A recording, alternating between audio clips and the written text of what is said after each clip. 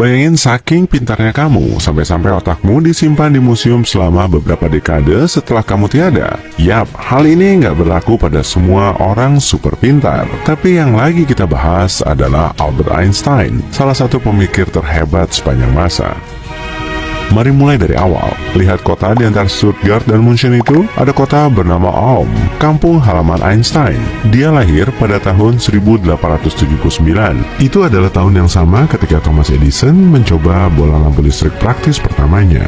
Dan tahun ketika 3 pemenang hadiah Nobel lainnya lahir. Kata orang, pasti ada sesuatu di tahun itu yang menciptakan orang-orang jenius di seluruh dunia.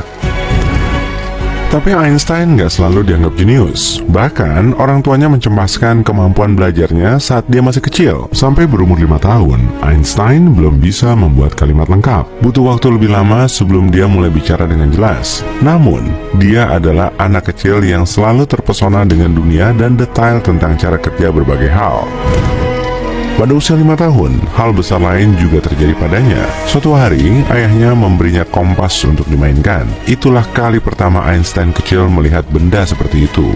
Dan dia menjadi sangat tertarik. Dia sangat terkejut, terutama saat melihat bagaimana jarum kompasnya selalu mengarah ke magnet utara bumi. Dalam autobiografinya, Einstein menulis bahwa ketertarikannya pada kompas membuatnya bertanya-tanya apa mungkin ada kekuatan tak terlihat di dunia ini. Dia mengingatnya sebagai momen yang sangat penting dalam pilihan karirnya di kemudian hari. Pada usia 15 tahun, Einstein sudah menguasai kalkulus diferensial dan integral. Kalau kamu kayak aku dan nggak tahu apa itu, anggap aja itu ada hubungannya dengan perhitungan panjang, luas, volume, dan kecepatan. Saat itu, remaja laki-laki ini mulai menunjukkan kejeniusannya di beberapa bidang ilmu. Namun, kesulitan di bidang lain, seperti pelajaran bahasa. Dia nggak terlalu suka sekolah dan sering digambarkan punya kepribadian kuat dan nggak ramah. Seorang guru, karena bosan dengan amukan Einstein, bahkan mengatakan dia nggak bakal jadi apa-apa. Nah, salah besar kan? Ketidakmampuannya untuk menyesuaikan diri di sekolah membuat Einstein putus sekolah pada usia 15 tahun. Langkah berikutnya adalah Swiss, tempat dia mendaftar ke Institut Teknologi Federal Swiss yang bergengsi. Dia mencoba masuk 2 kali. Pertama, dia gagal dalam ujian masuk. Dia mengerjakan soal ujian masuk matematika dan fisika dengan baik, tapi sangat buruk dalam bahasa, zoologi, dan botani. Masalah lainnya, ujiannya dalam bahasa Prancis. Dia melanjutkan studi sekolah menengahnya dan nilai sekolahnya yang mengejutkan itulah yang membuatnya masuk ke institut tadi. Dia masuk dalam program pengajaran 4 tahun bidang matematika dan fisika. Tahun-tahun ini terbukti sangat membentuk karir dan kejeniusan Einstein. Di sanalah dia bertemu calon istrinya, Mileva Maric, satu-satunya siswi di kelas fisikanya. Pada tahun 1900, Einstein lulus dan meraih diploma di kedua mata pelajaran tersebut. Einstein lah yang berkata, kalau kamu tidak bisa menjelaskannya secara sederhana, kamu belum cukup memahaminya. Baginya, kemampuan menjelaskan mata pelajaran rumit dengan cara sederhana adalah dasar dari pengajaran. Itu sebabnya dia mencoba menjadi guru di awal karirnya.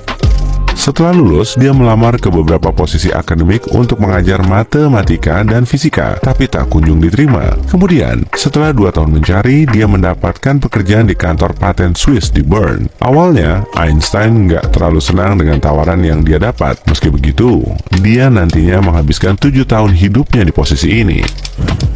Ternyata, pekerjaan ini adalah berkat terselubung. Dia menghabiskan pagi dan siangnya untuk menyelidiki pengajuan paten dan menilai keabsahan penemuan-penemuan itu. Namun sore harinya, dia punya waktu untuk berpikir. Pekerjaan itu nggak terlalu menuntut kecerdasan dan ini memungkinkan Einstein mendedikasikan waktu luangnya untuk apa yang dia sukai, yaitu meneliti fisika. Dan saat itulah segalanya mulai berubah bagi sang jenius paling terkenal di dunia ini. Suatu malam di musim semi tahun 1905, Einstein baru saja menyelesaikan jam kerjanya di kantor paten. Dia absen keluar dan naik tram pulang. Di tram itu, terjadi sesuatu yang sepenuhnya mengubah cara dia melihat cara kerja alam semesta di sekitarnya. Dia menatap keluar jendela tram. Tanpa sadar, menatap menara jam di pusat kota Bern. Saat tram itu bergerak, dia membayangkan apa yang akan terjadi jika gerbong tram ini bergerak dengan kecepatan cahaya. Dia menyadari bahwa jika dia melakukan perjalanan dengan kecepatan 300.000 km per detik, jarum jam itu akan tampak diam. Pada saat yang sama, Einstein tahu bahwa di menara jam, jarum jam itu akan bergerak